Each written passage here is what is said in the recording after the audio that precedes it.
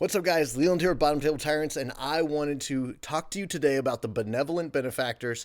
It's an NPC I use in every single one of my games. He is the helper that is helping your players to make sure they stay on track, and maybe you already have a character like this, and maybe hopefully my tips can help you out in tweaking yours and making it a little bit better. If you don't have one, then I really think you should, and here's the reasons why I think you should. So here are 5 reasons why you should have a Benevolent Benefactor character in your games.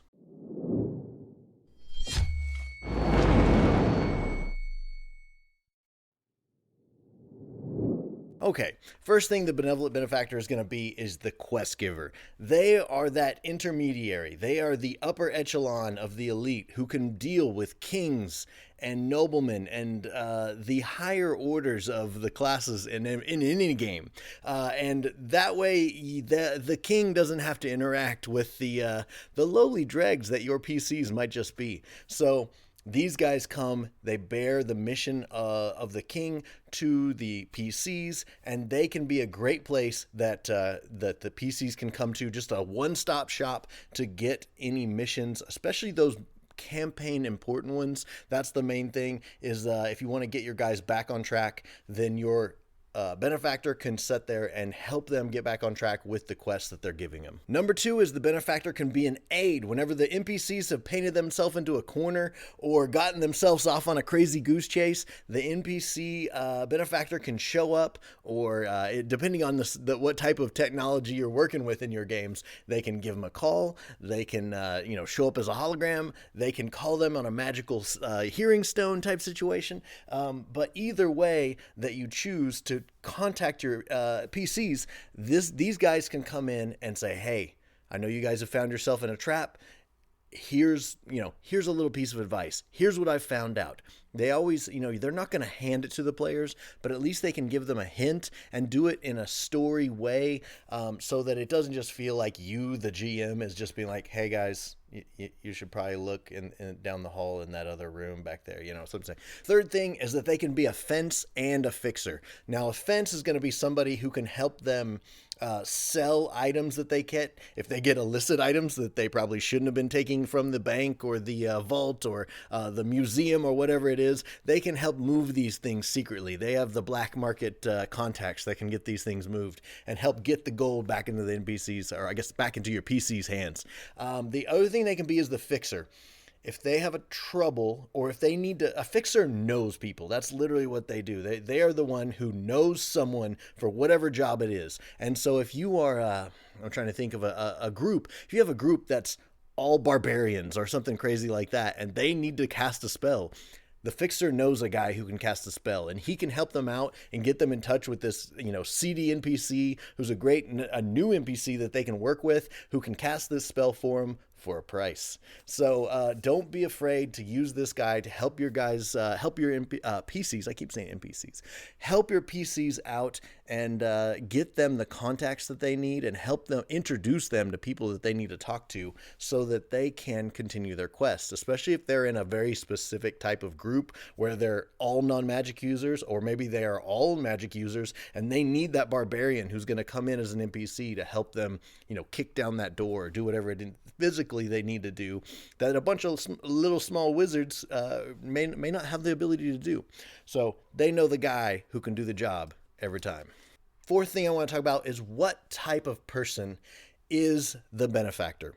And this is my personal preference, they're almost always like criminal organization type guys, and that doesn't matter what genre it is. If they're D&D, they're Zentarum, they're, in the dark underground of Waterdeep or something like that, and they know all of the criminal underground black market type of guys like that. You can do the same thing with like a cyberpunk deal, same thing, very easy with that. So some of the good types that I would recommend is like merchants, ancient beings, and again, these aren't like good or bad. They may not be devils or angels or something like that, but ancient beings in a gray, Cthulhu-esque maybe type of way, where they have their own subplot, and maybe that's a bad subplot for all you know. But things like that. Religious groups can be theirs, especially if you have a all paladin party or something like that, then their benefactor's probably going to be in that realm and in that sphere of influence. So you can definitely do that. This cardinal who helps them out, even just a lowly friar who always just seems to show up in the knack of time with a few kegs in the back of his wagon. All those work great. Noble people, any sort of noble, usually you're not going to be the king, but he's going to be a lower noble or maybe a son of a noble who can dabble in the black market. He doesn't have as much responsibility as his dad, so always use those guys as your, I guess, anything where you can kind of have a gray area between good and bad contacts. He might know the Pope, but he also might know the criminal lord of the city as well. So that's what you want, is that guy who knows strata of everybody. He knows the good people and he knows the bad people. So that's what you're looking for with the types that these characters can be. Fifth and final thing is that this guy can show up at the nick of time and save your NPCs if things have gone totally to south. Now, you have to be very careful with this one. And to be honest, I would say this guy is usually going to show up for me to save the remnants of the PCs that are left. If more than half of the group goes down, that's when this guy usually is going to come in and potentially keep total party kill from happening. Now, again, I'm going to make it hard. I'm going to say, listen, we did this in my vampire game one time where the player characters started fighting with some bestial vampires in the woods, and their benefactor showed up, but his limo was all the way back up at the road, and he wasn't willing, he's not going to drive his limo out into the woods to rescue these guys, so they had to get there. The PCs that made it to his limo were saved. That was, I think, 2 of 5. The other guys went down, and we had to make some new characters that day, but it wasn't a total party kill. And, and it made for better storytelling. If we had just wiped the party right then, the Chronicle would have been over. So it's a way to save the story if you really need to, so that 1 or 2 PCs of a group can, possibly make be rescued, but I definitely wouldn't make it a guarantee that they don't show them up and just yank them out of trouble. They have to get to that benefactor, and he will save them if they can make it to them. So it still should be a race, to save them. But otherwise, be very careful with this one, because you don't want to give these guys an easy out where they think, oh, the benefactor will just show up and save us anytime we get into trouble. No, that's not what this is about. This is, 3 characters are dead and gone, like tear up the sheet type of dead, and 2 might make it out. That type of situation where I usually say over half of the party has gone down and is literally down for the count and not coming back. That's when I start saying, okay, maybe the benefactor should show up and rescue the rest of them. Just a little bonus. Here's some guys I use. The 3 characters I use, and one of them kind of goes between multiple genres, is Mr. Grin is my first one. He is a undead skeleton, and his head always cocks to the side because his neck has been severely broken, and he is in my Wraith campaign that I do, where all the player characters at the start of the game immediately got killed, but then they come back as ghosts, and they kind of have a weird Beetlejuice style of game where they kind of get vengeance on the people who betrayed them and got them killed.